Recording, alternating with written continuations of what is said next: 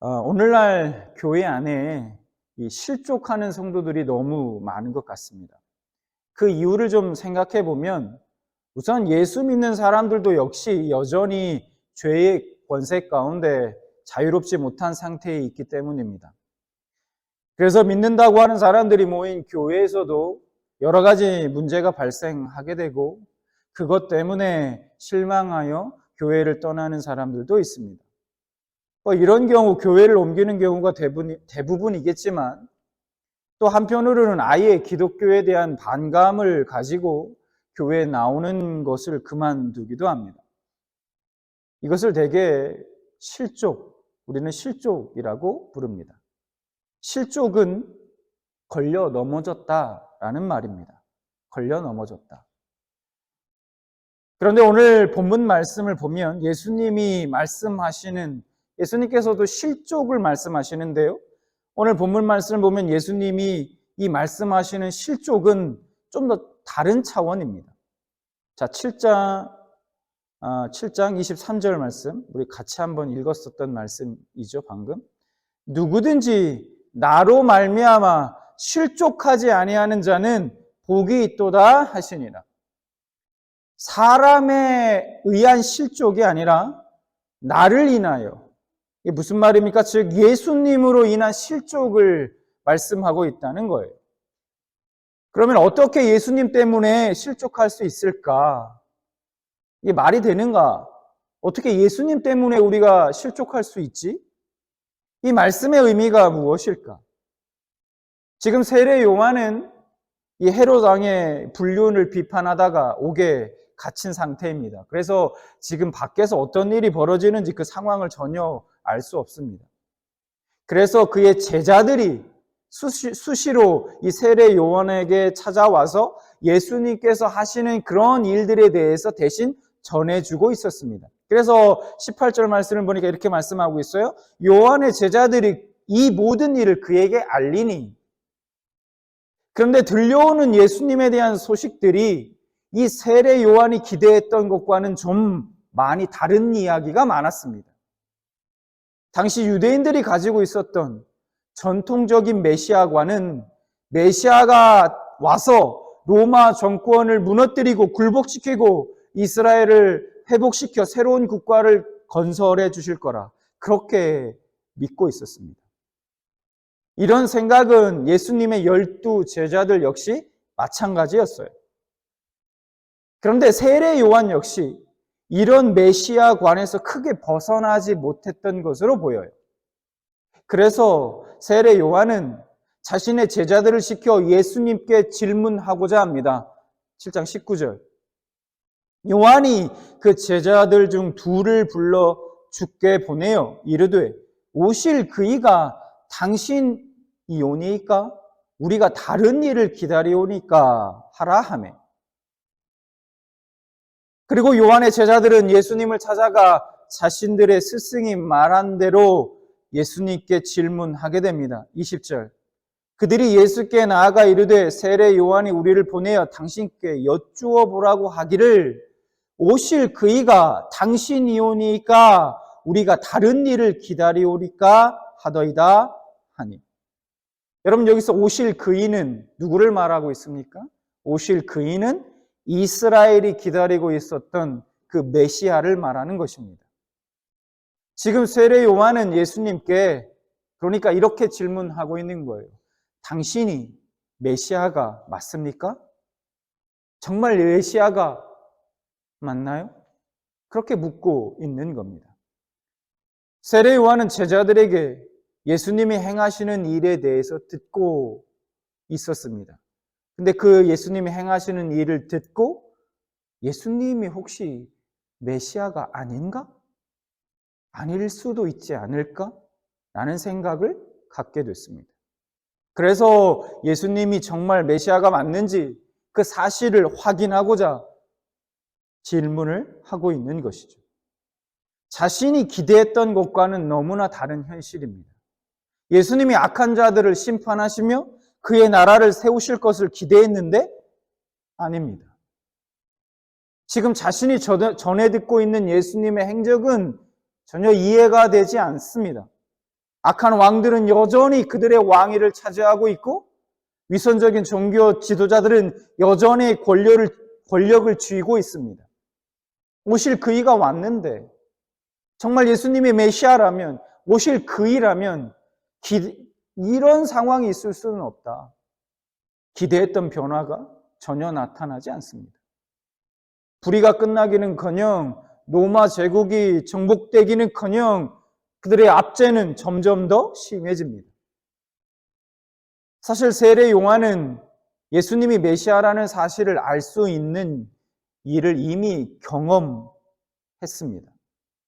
요한이 예수님께 세례를 줄 때에 예수님께 성령이 비둘기같이 임하고 하늘에서 음성이 있었죠. 어떤 음성이 있었습니까? 너는 내 사랑하는 아들이라 내가 너를 기뻐하노라. 그 음성을 들었습니다. 심지어 자기에게 다가오는 예수를 보고 뭐라고 말합니까? 보라, 세상 죄를 지고 가는 하나님의 어린 양이로다. 요한복음 1장 19절에 그렇게 외치기도 했습니다. 그리고 예수님의 승승장구하는 예수님이 걱정되어서 그들의 인기를 다 예수님께 뺏기면 어떡할까?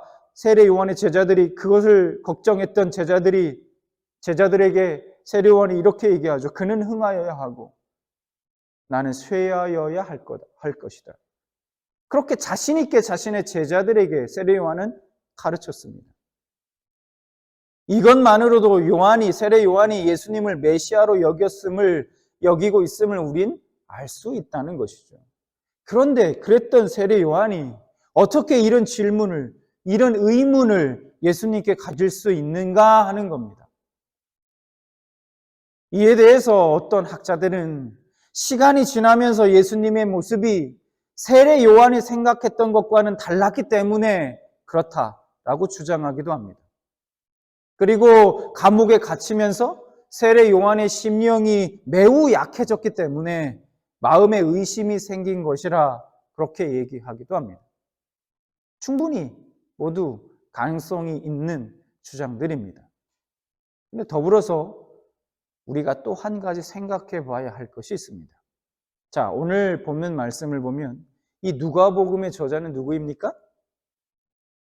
누가복음의 저자는 누가죠? 이 누가는 예수님이 메시아라는 사실을 증거하려고 하기보다는 지금 오늘 본문 말씀을 보면 예수님으로 말미암아 실족하게 되는 것에 지금 초점을 두고 있는 것 같다는 겁니다. 자, 누가는 데오빌로라는 그 이방인에게 예수님을 전하기 위해서 누가복음을 기록했습니다. 여러분, 이방인은요, 유대인들처럼 메시아를 기다리지 않았습니다. 메시아가 뭔지도 몰랐고 메시아를 기다리지도 않았어요. 유대인들과 같은 전통적인 메시아관을 가지지도 않았고 가질 필요도 없는 사람들이었습니다. 이방인들은. 그렇다면 이방인의 경우에는 무엇 때문에 예수님으로 말미암아 실족하는 일이 생길까요? 이것이 누가가 말하고자 하는 내용입니다. 세례 요한의 제자들이 예수님께 질문하기 위해 찾아왔을 때 여러분, 예수님은 그들의 질병, 그 많은 백성들의 질병과 고통과 악한 귀신 들린 자를 고쳐주시고 또 많은 맹인들을 보게 하셨습니다. 그래서 7장 21절 말씀을 보면 이렇게 말씀하죠. 마침 그때에 예수께서 질병과 고통과 및 악귀 들린 자를 많이 고치시며 또 많은 맹인을 보게 하신지라. 그리고 예수님은 세례 요한의 제자들에게 너희들이 보고 들은 일, 지금 이 보고 들은 일을 너희 스승인 세례 요한에게 알려주라고 그렇게 말씀합니다. 그래서 22절 예수께서 대답하여 이르시되 너희가 가서 보고 들은 것을 요한에게 알리되 맹인이 보며 못 걷는 사람이 걸으며 나병 환자가 깨끗함을 받으며 귀먹은 사람이 들으며 죽은 자가 살아나며 가난한 자에게 복음이 전파된다 하라. 예수님의 이 22절 말씀은 이 예수님의 이 대답은 이사야의 예언을 인용한 것입니다. 이사야서 35장 5절과 6절 말씀을 보면 이렇게 예언하고 있죠. 그때에 맹인의 눈이 밝을 것이며 못 듣는 사람의 귀가 열릴 것이며 그때에 저는 자는 사슴같이 뛸 것이며 말 못하는 자의 혀는 노래하리니 이는 광야에서 물이 솟겠고 사망에서 시내가 흐를 것입니다. 하나님은 훗날 메시아가 왔을 때 사람들이 그를 알아보고 믿게 하시려고 메시아가 이 땅 가운데 오셔서 하실 일들이 어떤 것인지 미리 700년 전에 이사야를 통해서 예언해 주셨습니다. 그러니까 예수님이 지금 하시고 계신 그 일들이 예수님이 누구신가에 대한 답이 된다는 거예요. 예수님은 오히려 그러니까 지금 이렇게 묻고 있는 거예요. 오히려 너희들의 눈에는 내가 누구인 것 같으냐? 예수가 누구인 것 같으냐? 그렇게 오히려 되묻고 있는 것입니다. 그리고 이어지는 23절 말씀을 통해서 우리는 예수님이 행하시는 그 일, 지금 예수님이 행하고 계신 그 일들이 누군가에게는 예수님이 메시아이심을 알게 되는 증거가 되지만 누군가에게는 예수님에 대해 실망하고 떠나게 하는 일이 된다는 것을 알 수 있다는 거예요. 그래서 예수님이 23절에 이렇게 이어서 말씀하지 않습니까? 누구든지 나로 말미암아 실족하지 않는 자는 복이 있도다 하시니라. 예수님이 당신이 행하신 일들에 대해서 말씀하신 다음에 23절에 곧바로 이렇게 말씀하신 거예요. 누구든지 나로 말미암아 실족하지 아니하는 자는 복이 있다. 그러니까 예수님 때문에 실족하지 않는 사람은 복이 있다는 이 말씀을 우리가 거꾸로 뒤집어서 생각해 보면 누군가는 예수님 때문에 실족하는 사람이 있다는 말씀일 거예요. 그런데 정말 이상한 건 예수님이 행하신 일들은 하나같이 인간이 행할 수 없는 기적들입니다. 그렇죠? 인간의 능력을 초월한 일들을 지금 예수님이 행하신 거예요. 그렇다면 우리 생각에는 어떤 생각이 드냐? 사람들이 그러면 그런 기적과 이적을 행하시는 예수님을 보고 그런 예수를 더욱더 열심히 믿고 따르지 않겠는가? 우리 생각에는 그럴 것 같아요. 그런데 무엇 때문에 실족하는 사람들이 있다고 예수님은 말씀하고 계신 걸까 하는 거죠. 예수님이 질병과 고통과 악귀 들린 자를 많이 고쳐주시고 또 많은 맹인들을 보게 하신 이유가 있습니다. 그 목적이 있단 말입니다. 누가복음 4장 18절과 19절에 예수님이 이렇게 말씀하셨어요. 주의 성령이 내게 임하셨으니 이는 가난한 자에게 복음을 전하게 하시려고 내게 기름을 부으시고 나를 보내서 포로된 자에게 자유를, 눈먼 자에게 다시 보게 함을 전파하며 눌린 자를 자유롭게 하고 주의 은혜의 해를 전파하게 하려 하심이라 하였더라. 예수님이 이 같은 일을 행하신 이유, 그 목적은 바로 주의 은혜의 해를 전파하기 위한 것이었다는 거예요. 즉 예수님이 주의 은혜의 나라를 이루시기 위해 오신 분이라는 것을 보여주시는 일들이었다는 거예요. 자, 여러분 덤이라는 말 아십니까? 여러분 덤 좋아하시죠? 1+1 뭐 하나의 덤으로 얹어주는 거 있지 않습니까? 여러분 덤의 사전적 의미를 찾아보니까 이렇게 돼 있더라고요. 제 값어치 외에 거저로 조금 더 얹어주는 물건 이렇게 되어 있어요. 그러니까 원래 사려는 물건에 플러스 알파를 더해주는 것이죠. 원래 사려는 물건에 플러스 알파를 더해주는 것, 이것이 바로 덤입니다. 경제적인 용어로서는 덤 마케팅이라고도 해요. 소비자들은 이 덤으로 주는 물건 때문에 때로는 사려고 했던 물건이 아닌데도 불구하고 종종 그 물건을 사는 경우도 있습니다. 여러분 보세요. 오른쪽 신발을 사면 왼쪽 신발 한 짝을 덤으로 준다고 합니다. 실제로 그렇대요. 저는 이해가 되지 않아요. 저걸 그럼 짝짝이로 신고 다니라는 얘기인가? 근데 그렇답니다. 저 유명한 신발이라 그러는데 뭐 잘 모르겠어요. 여러분들이 이 신발 사시겠습니까? 여러분 사람들은 덤을 좋아해요. 저도 좋아합니다. 덤. 때론 덤으로 준다는 왼쪽 신발 한 짝 때문에 신발 전체를 사기도 한다는 거예요. 근데 여러분 신기하게도요. 이런 현상이 우리 신앙생활에도 일어나고 있다는 겁니다. 여러분, 현대인들이 예수를 믿으면서 기대하는 것이 과연 무엇일까요? 예수님을 믿으면서 무엇을 기대할까요? 예수님을 구원자로 믿고 예수님이 우리를 천국으로 인도하시는 분이심을 믿고 있긴 하지만 과연 그것만이 믿음이 전부일까요? 충분하다고, 그거면 돼, 충분하다, 그렇게 여기고 있을까요? 과연? 나를 천국 보내주시는 구원자이신 예수님은 당연한 것이고 나의 일을 도와주시는 또 다른 예수도 마음에 두고 있는 것은 아닐까요? 구원은 당연한 거고 내가 삶 가운데 필요한 것들과 필요한 일들을 해결해 주시는 예수님으로 믿고 있는 것은 아닐까요? 많은 사람들이 내가 예수 믿기 때문에 내 자신이 그리고 나의 삶이 뭔가 달라질 거라 기대합니다. 근데 분명 예수님을 믿고 있는데도 현실에서 딱히 보면은 크게 달라지는 것이 없거든요. 그래서 예수님을 믿는 것으로 인한 기쁨이 없는 거예요. 가끔의 교회는 예수를 믿으면 복을 받는다는 말로 교회를 나오는 사람들에게 믿음의 결과에 대한 희망을 자꾸 갖게 합니다. 믿으면 복 받는다. 믿음의 결과에 대한 어떤 희망을 갖게 한다는 거예요. 물론 여러분 예수를 믿으면 복을 받습니다. 예수님을 복을 주세요. 분명합니다. 더 정확하게 말하자면 예수님을 믿는 것이 복이에요. 예수님을 믿는 것이 복이다. 하지만 현대인들은 믿음과 복을 분리해서 생각합니다. 복을 자신이 믿음에 따라오는 어떤 결과로 여긴다는 거예요. 아들의 수능을 위해서 매일 새벽 기도를 합니다. 여러분, 한국에서는요,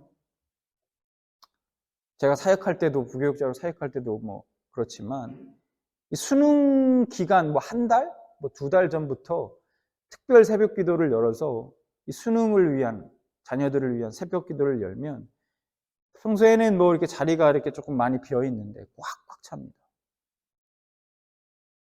아들의 수능을 위해서 매일 새벽 기도를 해요. 저는 너무 그때마다 걱정이 됐던 건 뭐냐면 저 중에 떨어지는 자녀가 있으면 어떡할까 싶은 거예요. 저렇게 간절히 기도했는데 떨어지는 사람도 분명히 있을 거 아닙니까? 자녀들의 수능을 위해서 매일 새벽 기도를 합니다. 그런데 아들이 수능에 실패했을 때 다가오는, 자녀들이 수능에 실패했을 때 다가오는 실망. 많은 액수의 감사헌금을 하고, 헌신하고, 봉사하고 했는데도 불구하고 전혀 달라지지 않는 고된 삶에 대한 좌절. 그리고 느껴지는 믿음의 무능력. 이런 거죠. 믿어봤자 소용없구나. 믿어봤자 달라지는 게 없구나. 이 모든 것이 예수로 말미암은 실족인 것입니다. 질병에 걸리고 악기로 인해 고통을 겪고 맹인으로 살아가는 모든 사람들의 인생은 죽은 것과 다를 바 없었습니다. 아무런 희망도 없이 그저 하루하루 목숨을 이어갈 뿐입니다. 그런데 이것이 여러분 원래 저와 여러분의 상태였습니다. 그런 상태에서 고침을 받았다는 것은 어둠의 세계에서 빛의 세계로 구출된 것을 의미합니다. 한마디로 이거예요. 죽었던 우리를 십자가의 은혜로 살려주신 것입니다. 그러므로 이제 지금 우리에게 주어진 삶, 저와 여러분에게 주어진 삶은, 그리고 이 모든 것들, 우리 삶 가운데 주어진 모든 것들은 우리에게 은혜로 주어진 덤인 것입니다. 이 사실을 분명하게 깨달은 사람은 예수님으로 인해 절대로 실족하지 않습니다. 덤은 덤인 거예요. 이미 구원을 선물로 받은 우리는 그 구원의 선물 외에 삶 가운데 혹시 나에게 주어진 것이 있다면 그냥 하나님께 감사드리면 됩니다. 설사 나에게 주어진 별다른 덤이 없어도 주어지지 않아도 우린 감사할 수 있는 거예요. 왜요? 이미 구원이라는 그 엄청난 선물을 값없이 우리는 다 받았기 때문입니다.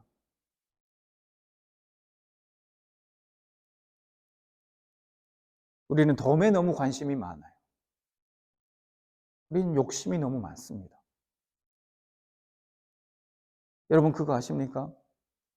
예수는 그리스도다. 그리스도는 예수다. 기독교 역사는 바로 이 한마디를 지키기 위해 죽음을 무릅쓴 역사입니다. 이 한마디 양보할 수 없어서 수많은 사람들이 피를 흘렸다는 거예요.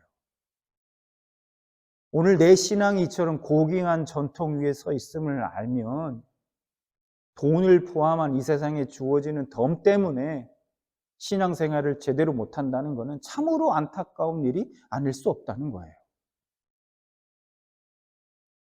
육신의 죽음 앞에서 구출받는 거 보통 일이 아니죠. 여러분 마음 말기에서 그 나음을 입은 거 고침을 받았다고 하면 그 대단한 일이 아닙니까? 정말 큰 일이죠. 보통 일이 아니에요. 하물며 영원한 생명에 이르는 은총을 받는 것이 어찌 그리 쉽고 편할 수 있겠습니까? 주님은 우리를 구원하시기 위해서 십자가의 고통을 받으셨는데 어찌 우리는 그 아주 사소한 것에서도 주저하고 걸려 넘어질 수 있겠냐는 거예요. 내가 예수를 메시아로 믿고 있다면 우리는 이제 스스로에게 물음표를 던져야 합니다. 주님이 나에게 무엇을 해 주실 수 있는가가 아니라 내가 주님을 위해 무엇을 해야 하는가. 여러분 모두 예수님으로 인해 실족하지 않는 복 있는 자가 다 되시길 주님의 이름으로 축원합니다.